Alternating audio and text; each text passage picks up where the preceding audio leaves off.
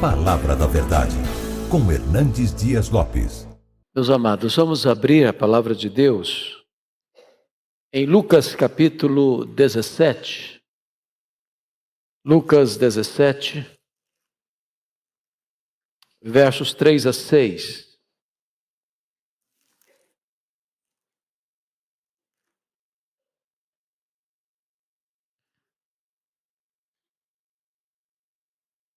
Esse texto diz assim: acautelai-vos, se teu irmão pecar contra ti, repreende-o.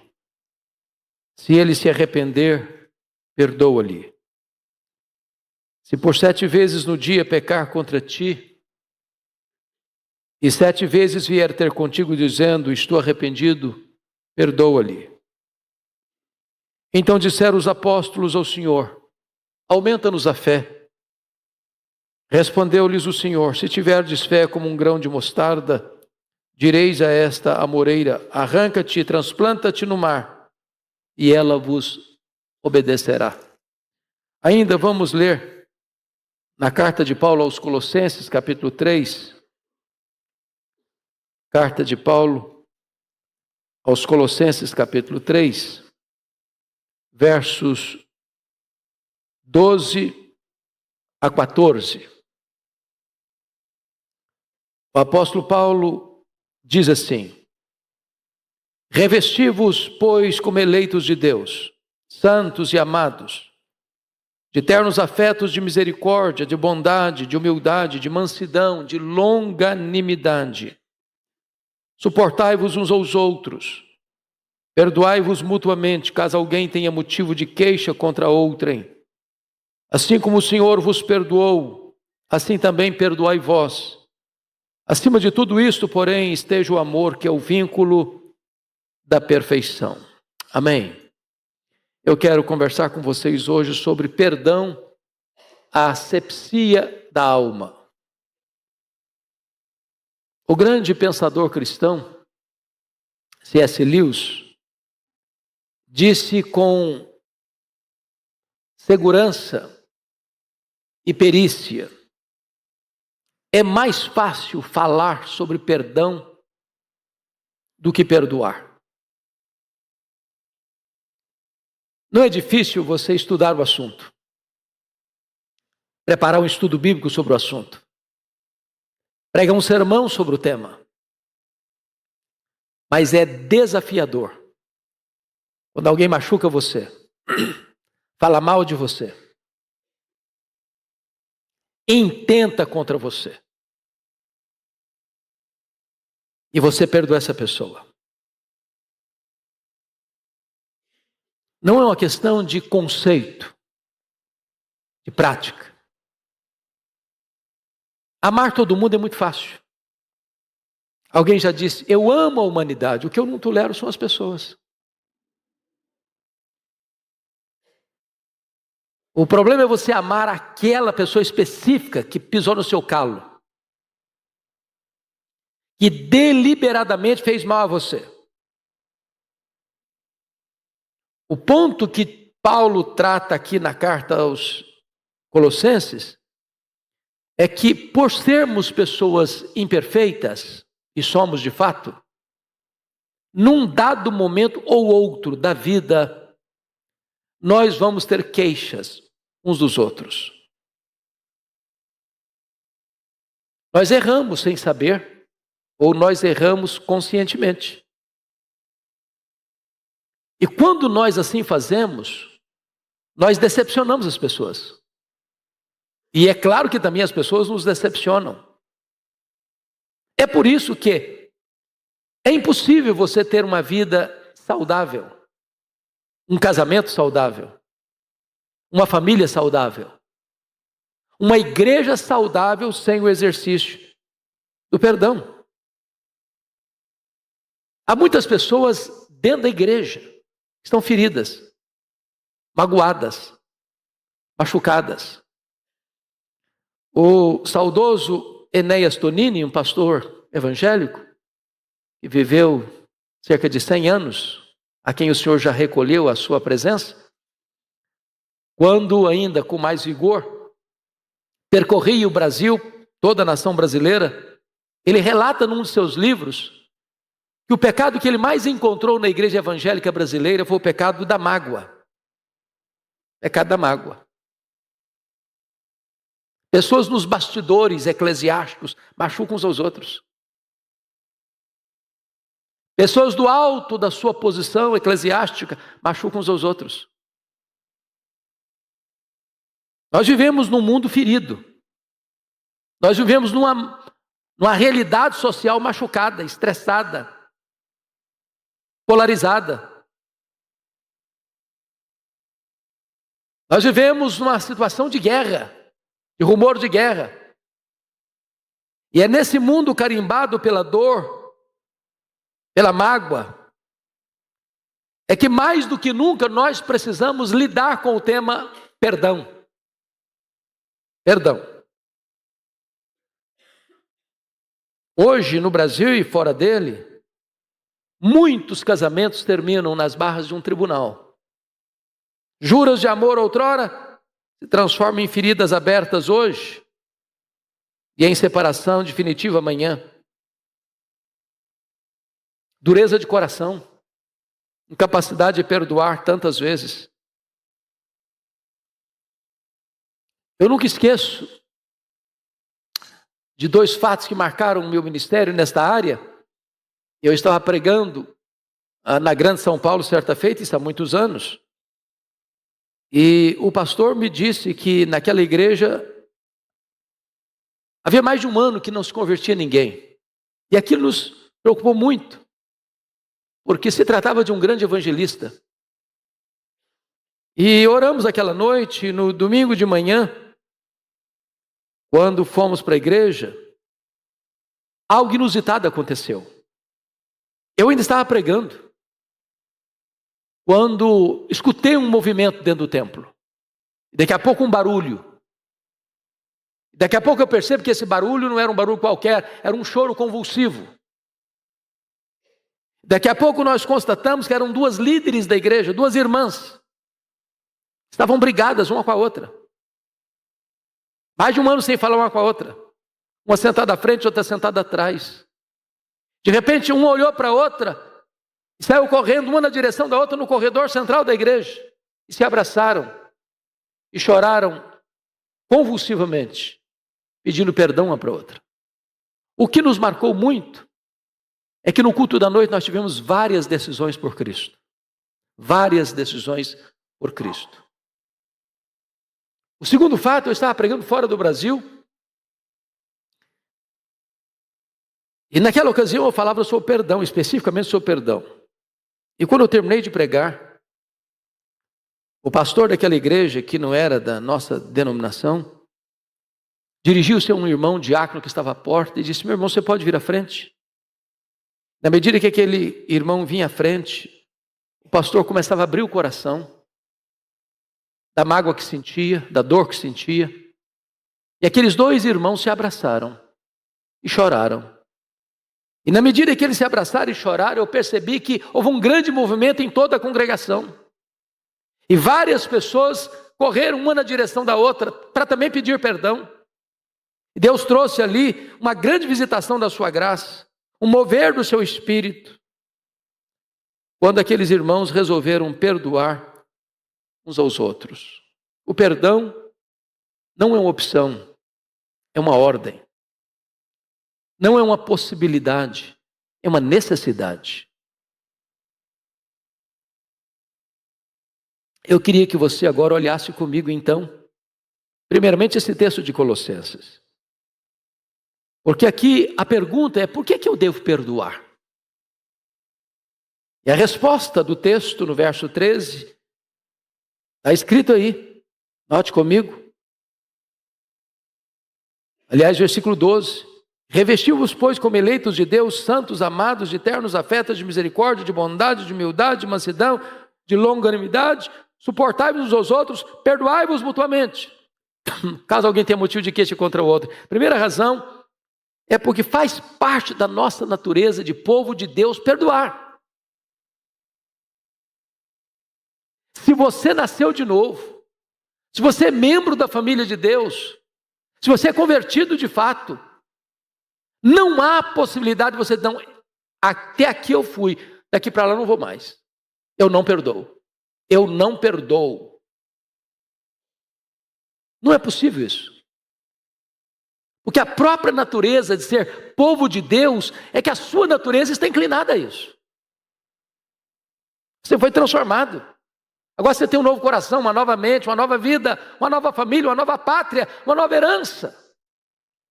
Segundo lugar, nós devemos perdoar, porque conforme está escrito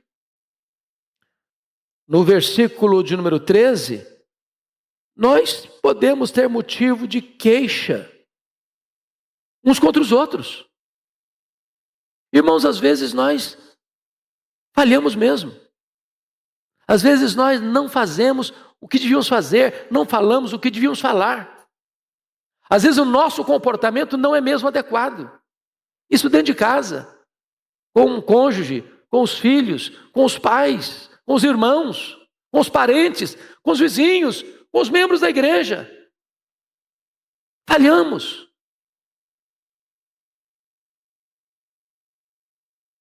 E é por esta razão que devemos perdoar. E você pensa, mas credo, não acontece isso não. Acontece. A Bíblia diz que Paulo e Barnabé, dois grandes líderes da igreja primitiva, entraram numa desavença. Discordaram de um assunto, de como lidar com o assunto. Paulo queria que Marcos não fosse parte da caravana. Barnabé queria que Marcos fizesse parte da caravana. E os dois brigaram.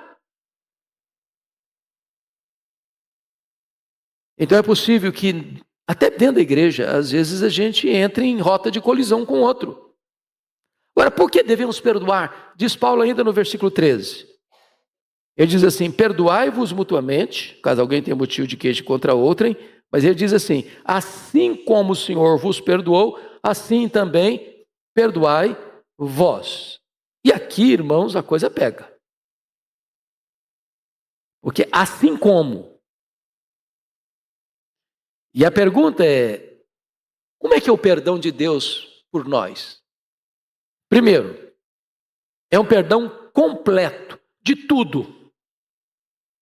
Segundo, é um perdão eterno, para sempre. A Bíblia chega a usar figuras, por exemplo. A Bíblia diz que Deus afasta o nosso pecado como o Oriente se afasta do Ocidente. A Bíblia chega a dizer que Deus desfaz o nosso pecado como a névoa. A Bíblia chega a dizer que Deus lança os nossos pecados para trás das suas costas. A Bíblia chega a dizer que Deus lança os nossos pecados nas profundezas do mar. A Bíblia chega a dizer que Deus nos lava com o sangue de Jesus de todo o pecado. E agora Deus está dizendo, assim como eu perdoei você, você deve perdoar o seu irmão.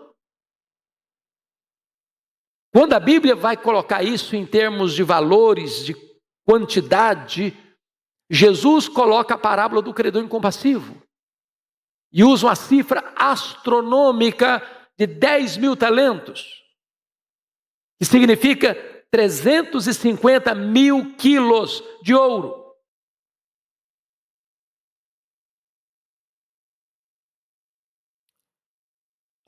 Até bem pouco tempo, eu não sei quanto está valendo o ouro hoje, não fui lá para consultar, mas quando estava valendo R$68, representava uma cifra de 23 bilhões e 800 milhões. Para um trabalhador judeu que ganhava 1 denário por dia, ele teria que trabalhar 150 mil anos. E é claro que Jesus propositadamente não conta apenas uma parábola, mas também uma hipérbole, para descrever o seguinte: o perdão que você e eu recebemos de Deus é impagável. E Deus nos perdoou de fato. E agora Deus está dizendo, agora você vai perdoar. Quem machucou você, quem feriu você, do mesmo jeito que eu perdoei você. O que Deus está dizendo é que nenhum de nós tem desculpa para dizer, não, eu até perdoo, mas aí não dá mais. Não, foi demais. Passou da conta. A Bíblia nos informa que Deus perdoa os nossos pecados e deles não mais se lembra. Isso é complicado demais. Complicado demais. Porque é normal você escutar, perdoar, eu perdoo. Mas esquecer, eu não esqueço. Não é verdade? Então me permita essa pergunta, você não esquece mesmo? Porque se você não esquece mesmo, você está de parabéns. Significa que você não tem amnésia. Porque a Bíblia não quer dizer que quando Deus perdoa e esquece que Deus tem amnésia. Deus não tem amnésia. Deus sabe tudo. Deus se lembra de tudo. Aliás, Ele é onisciente. Então, o que a Bíblia quer dizer que quando Deus perdoa e esquece? O que a Bíblia está querendo dizer com isso? O que a Bíblia está querendo dizer com isso é que Deus não cobra de você mais a dívida que perdoou você. Deus não joga no seu rosto mais aquilo que já perdoou você. Deus não põe a espada na sua barriga mais, olha, eu perdoei. Não, Deus perdoa e não cobra mais essa dívida. Eu já disse aqui, certa ocasião, que um dos problemas mais sérios que eu tive nessa área foi quando meu irmão foi assassinado. E é diferente uma morte natural de uma pessoa da sua casa que foi ceifada por alguém que você conhece de uma maneira tão violenta. E se você me perguntar se eu esqueço esse fato, eu vou lhe dizer que de vez em quando vem à minha mente, apesar de já ter mais de 42 anos. Mas no dia que eu recebi a notícia, o que Deus pôs no meu coração foi esta palavra: eu perdoo o assassino. Porque eu não tinha outra opção. Ou perdoava, ou adoecia. Ou perdoava, ou minha vida transformar-se no inferno. Ou perdoava, eu teria que abandonar o ministério. Agora, quando isso vem à minha mente, eu não cobro mais. E eu escutei, pastor Arival, certa feita, uma mulher que foi abusada por um homem desde a sua infância. Seu pai era pastor, esse homem era o vizinho da família. Ele abusou dessa menina desde a infância. E dizia para a menina assim: se você contar para o seu pai, eu mato seu pai. E o pastor ficou sabendo disso. E para não pagar com a mesma moeda, resolveu mudar-se da cidade. E essa moça vai se casar agora, já não é uma menina, mas é uma moça. E ela vai fazer o bolo do casamento. Ela é informada que existe um lugar que faz o melhor bolo da cidade. E quando ela chega lá, para sua surpresa, o homem que fazia o bolo era o homem que abusara dela desde a sua infância. E o ódio veio no coração. E gosto de sangue veio à sua boca. E Deus ministrou o coração dela. Está na hora de você exercer um perdão transcendental. E ela encomendou o bolo. E quando o homem veio trazer o bolo, ela disse: eu sei quem é o senhor. O senhor feriu profundamente a minha vida. O senhor arruinou, de certa forma, a minha história. Mas eu quero dizer para o senhor, em nome de Jesus, que eu te perdoo. E esta mulher me deu para mim a melhor definição de perdão que eu já ouvi até hoje. Ela diz: perdoar é lembrar sem sentir dor. Perdoar é lembrar sem sentir dor. Você não cobra mais a dívida. Assim como Deus em Cristo vos perdoou, assim também perdoai vós. Mas perdoar, meus irmãos, é uma coisa tão solene, tão séria na vida cristã, que a Bíblia é clara em afirmar que se você não perdoar, você não pode orar. Suas orações são interrompidas. Aliás, Pedro chega a dizer que se você não se relacionar de maneira harmoniosa com a sua esposa, se você não tratar bem a sua mulher dentro de casa, as suas orações são interrompidas. Se você não perdoar, diz a Bíblia, você não pode trazer sua oferta ao altar. Porque Deus, antes de aceitar a sua oferta, precisa aceitar a sua vida. Foi por isso que Deus rejeitou Caim e a sua oferta. Porque o que tinha no coração de Caim não era amor, era inveja, era ódio. Se você não perdoar, diz a Bíblia, você não pode ser perdoado. Jesus nos ensinou a orar assim: Pai, perdoa-nos as nossas dívidas, assim como nós perdoamos aos nossos devedores. Eu estou pedindo para Deus me tratar do jeito que eu trato as pessoas. Se você não perdoar, você não tem paz. Na linguagem de Jesus, você é entregue aos verdugos, aos flageladores da alma. Portanto, guardar mágoa é algo tão terrível que poderíamos chamar isso de autofagia, autodestruição. Uma pessoa magoada, uma pessoa que fica ruminando a mágoa, o ranço, a amargura, fica lá cozinhando em fogo lento, não tem paz. Não tem paz. Ela se torna escrava daquela pessoa. Ela vai chegar em casa para fazer um lanche, a pessoa se assenta à mesa com ela e tira o apetite. Ela vai tirar uma soneca e a pessoa se deita do lado dela e vira um pesadelo. Ela vai sair de férias com a família, a pessoa pega a carona e estraga as suas férias. A única maneira de você ter saúde emocional, espiritual, é perdoando, porque o perdão é a asepsia da alma, é tirar a fuligem da alma. Mas notem que há uma coisa importante agora a pensar.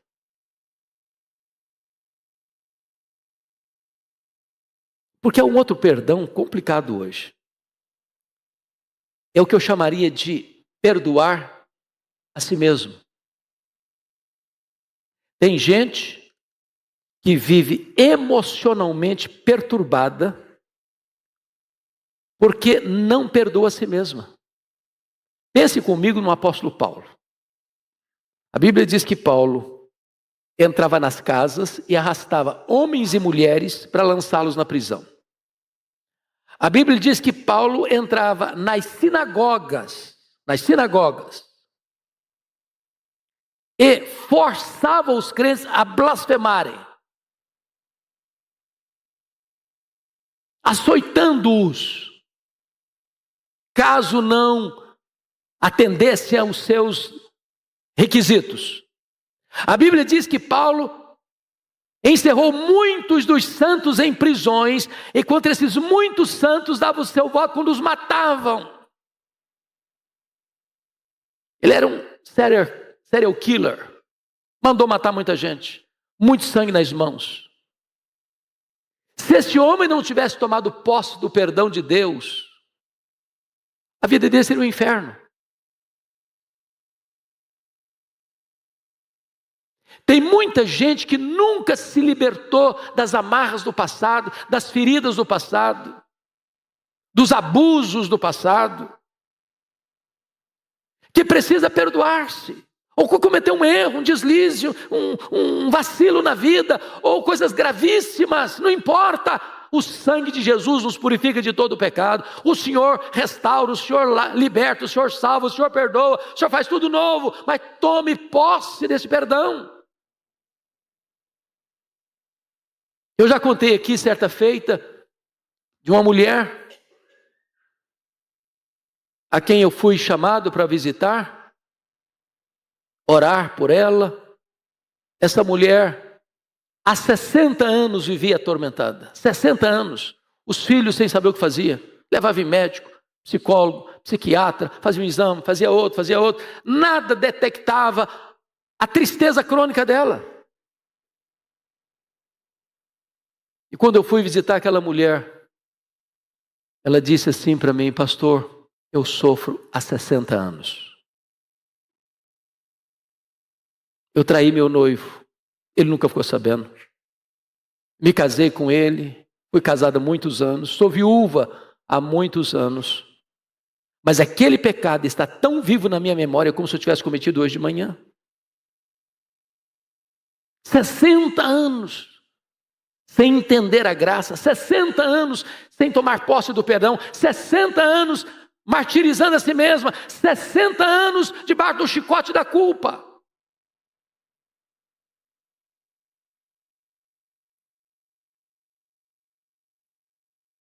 Paulo diz: esquecendo-me das coisas que para trás ficam, prossigo para o alvo, para o prêmio da soberana vocação de Deus em Cristo Jesus. Deixa o passado no passado. Há remédio para as suas feridas, há cura para os seus traumas. O perdão de Deus pode restaurar você.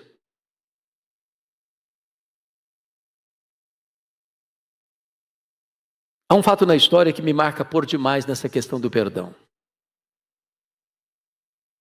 Ocorreu, vocês conhecem a história, no dia 7 de dezembro de 1941, exatamente dentro da Segunda Guerra Mundial, quando Mitsu Fuchida comandou o ataque à frota americana no porto de Pearl Harbor. Era um domingo.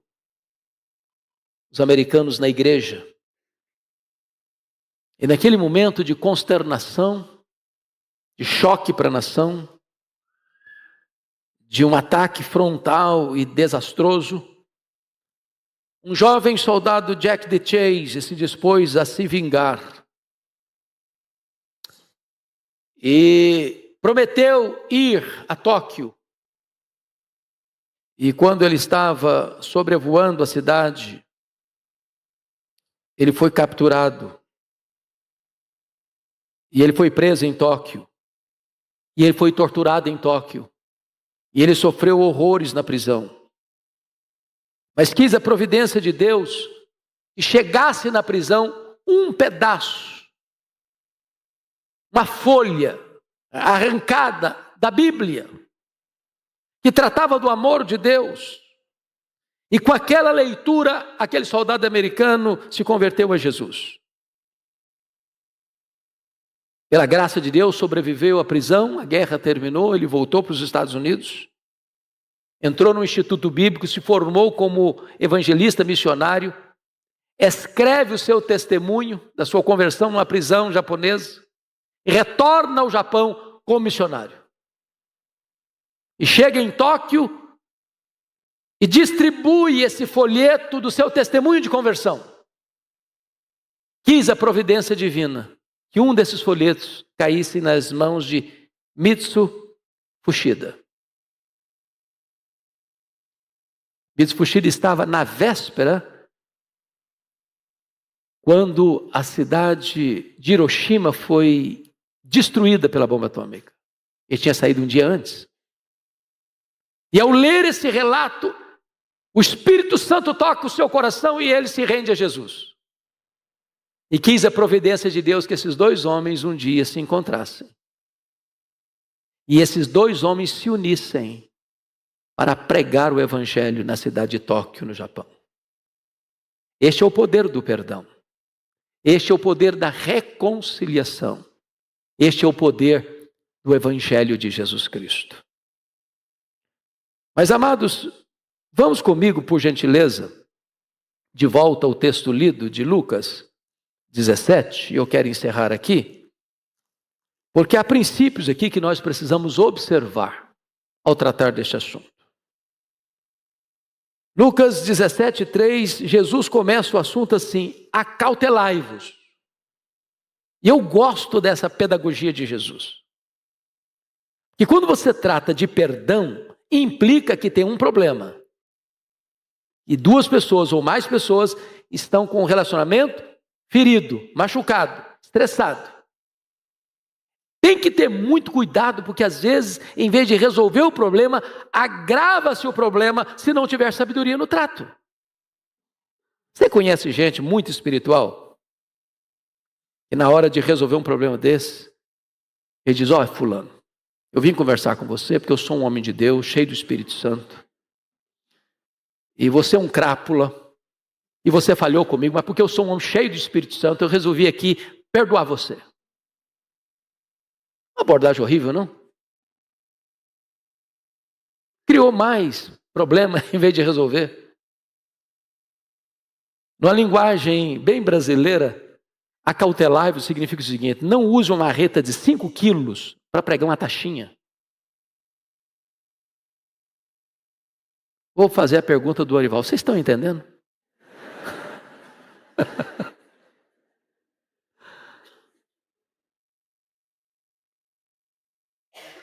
Tem que ter cuidado, tem que ter sensibilidade. Tem que ter humildade. Acautelai-vos. Eu gosto da postura de Jesus como é tratado da mulher apanhada em flagrante adultério. Aquela cena toda cheia de lições, porque os caras que foram levar a mulher foram covardes, porque só pegaram a mulher. Se tinham 2 pessoas adulterando, não é só a mulher que adultera, o homem está adulterando com ela. Cadê o homem? Por que deixaram o homem escapar? Por que só levaram a parte mais vulnerável? E ele chega e joga a mulher como mercadoria. Está aí, ó, apanhada em flagrante adultério. A lei manda apedrejar. Tu o que dizes? Eles não estão interessados na mulher coisa nenhuma. Eles não estão interessados na lei coisa nenhuma. Eles querem usar aquela mulher para pegar Jesus no contrapé e acusar Jesus. Como é que Jesus tratou aquela mulher? Reconfessa. Mulher, onde são os teus acusadores? Eles não te condenaram? E Jesus pegou pesado com eles. Quem tiver sem pecado, então pode tirar a primeira pedra. A partir do mais velho ou mais novo, foram se retirando. Onde estão os teus acusadores? Eles não te condenaram? Eu também não te condeno. Vai e não peques mais. Jesus tratou do problema. Não peques mais. Jesus libertou aquela mulher que já estava condenada pelo tribunal da consciência, pelo tribunal da lei, pelo tribunal da religião. E Jesus valorizou aquela pessoa. Não se esmaga a cana quebrada, não se apaga a torcida que fumega. Foi o mesmo que Jesus fez com Pedro. Pedro negou Jesus. E Jesus vai lá para o mesmo ambiente onde chamou o Pedro para o ministério e faz 3 perguntas para ele. Um botou o dedo na cara dele e falou: você é um covarde, você é um medroso, você é um trânsfuga, você é isso. Não. Ô Pedro, você me ama, meu filho. Você me ama. Quantas vezes, meus irmãos, a Bíblia diz que a palavra dura faz o quê? Suscita ira. Mas a resposta branda desvia o furor. Você pega mais moscas com a gota de mel do que com um barril de fel. Segunda coisa que Jesus nos ensina aqui, meus amados, olhe comigo o versículo de número 3 ainda. Se teu irmão pecar contra ti, repreende-o. A ideia aqui é de confrontação.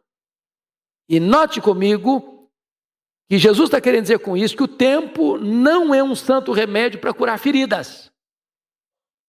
Eu conheço muito crente, não vou deixar para lá. Amanhã eu esqueço. O tempo vai resolver isso. Jesus não adota essa metodologia, esse sistema não. Se alguém machucou você, vai lá conversar com ele. Não conta para todo mundo primeiro, não. Não espalhe o problema, não. Não envolva mais pessoas, não. Não jogue uma pessoa contra a outra, não. Se ele errou com você, vai lá conversar com ele. Vai lá. Se seu marido contrariou você, não conta para as vizinhas, não. Se a sua mulher contraria você, não conta para os seus amigos no futebol, não. Vai lá conversar, acerta a situação lá na fonte.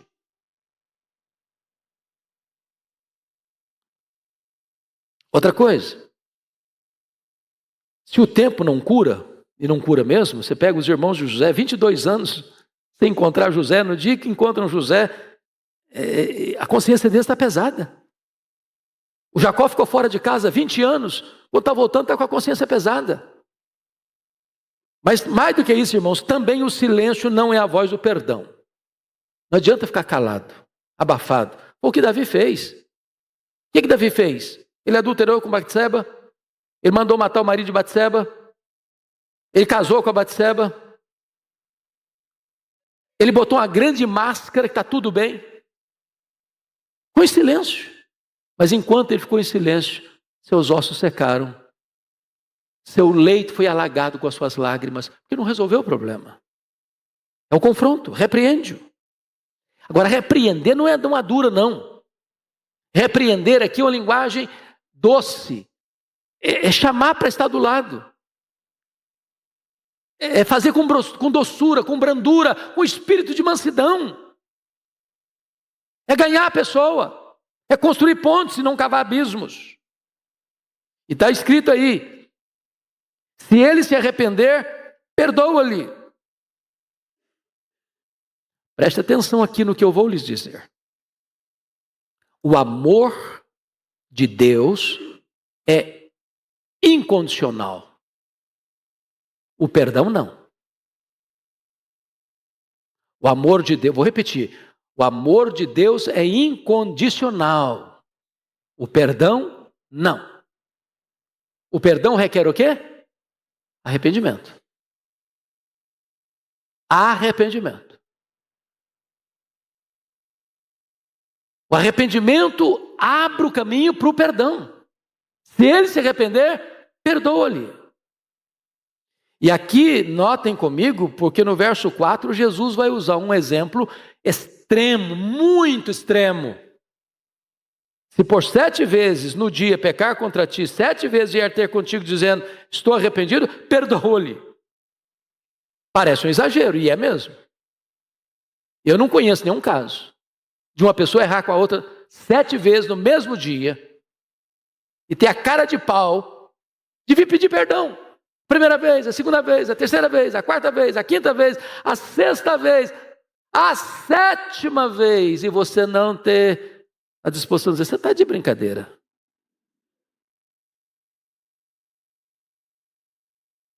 Perdoa-lhe. Sabe o que Jesus está dizendo? Em havendo arrependimento, não há limitação no perdão. Porque é assim que Deus faz com você e comigo. Deus me perdoa, Deus me perdoa, Deus me perdoa, Deus me perdoa, Deus me perdoa. E todo dia eu estou pedindo perdão para Deus, todo dia.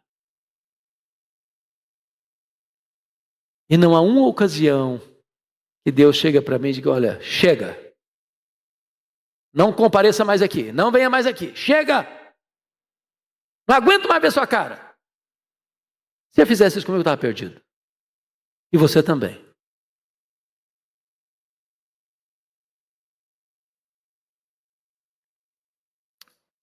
Me permita encerrar. Esse perdão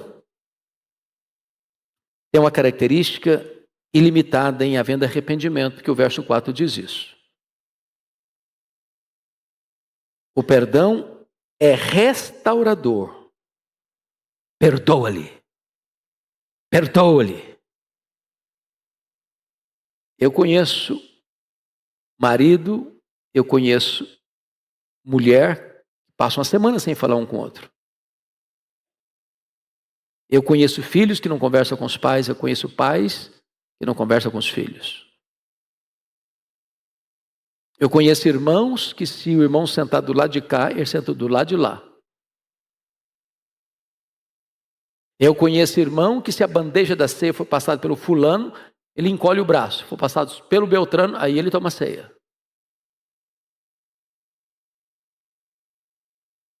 E é necessário, meus amados irmãos, que esse perdão seja um perdão restaurador. Como aquele que o pai do pródigo deu. Meu filho, eu vou abraçar você, eu vou beijar você, vou botar roupa nova em você, vou botar o anel no seu dedo, a sandália nos seus pés. Vamos começar tudo de novo e vamos fazer festa. A festa da reconciliação. Mas finalmente, esse perdão é transcendente. Porque quando os discípulos, os apóstolos, escutaram Jesus falar isso, e 7 vezes no dia, teu irmão vier contra a você e falou, estou arrependido, perdoa-lhe. Os discípulos, os apóstolos, não, Senhor, o Senhor está pedindo demais. Então aumenta-nos a fé, porque não é para o nosso bico, não. O padrão está muito alto, a régua está muito lá em cima, e não dá para nós esse negócio, não. Então o Senhor nos aumenta a fé, porque do jeito que nós somos, não dá para nós, não. Nós vamos partir para a briga. Talvez o que nós precisamos é caminhar um pouco mais perto de Deus. Porque quanto mais perto de Deus você estiver, mais perto do seu irmão você estará. E Jesus disse assim, se vocês tiverem fé como um grão de mostarda, vocês vão pedir para essa moreira aqui, transporta-te para lá, ela vai para lá. E Jesus não está querendo dizer que você vai transportar um monte para outro lugar, não. Jesus está dizendo que se você tiver fé, aquelas árvores da amargura com raízes profundas do seu coração vão ser arrancadas, e arrancadas, e arrancadas, e arrancadas. E você não terá mais a contaminação da amargura e da mágoa no seu coração. O seu coração estará pronto e disposto a perdoar, assim como Deus em Cristo perdoou você. Eu não vou pedir para levantar a mão, não, mas tem alguém aqui que não precisa dessa mensagem? Ei, pastor, só fora. Eu nunca tive mágoa de ninguém, eu nunca senti nada por ninguém, a minha vida é amor.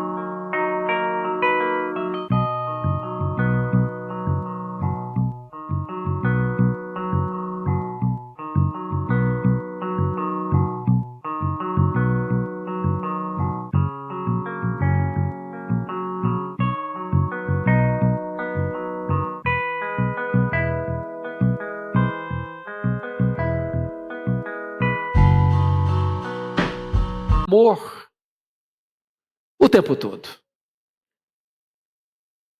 Porque se você nunca lidou com isso, nós vamos precisar de saber o seu endereço, o seu CPF, nós vamos lá para sua casa aprender com você. De repente você é um anjo disfarçado entre nós e nós não sabemos. Essa mensagem é para mim. É para você. É para nós. E Deus está aqui, pronto a perdoar. E pronto a levar você a perdoar. E a minha palavra é essa.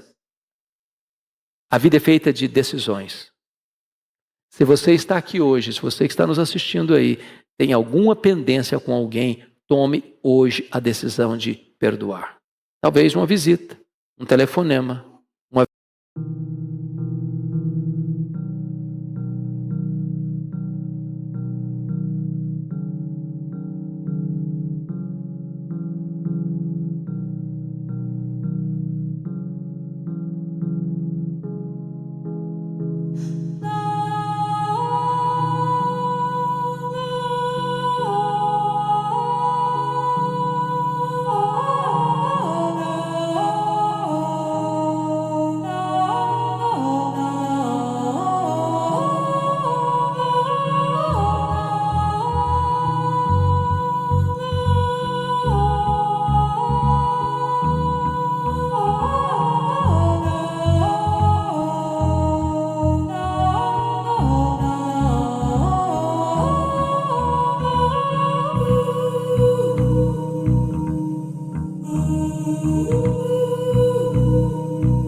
viagem.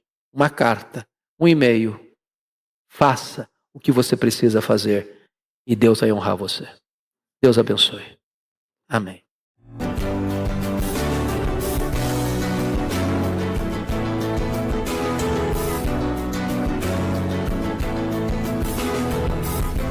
Palavra da Verdade, com Hernandes Dias Lopes.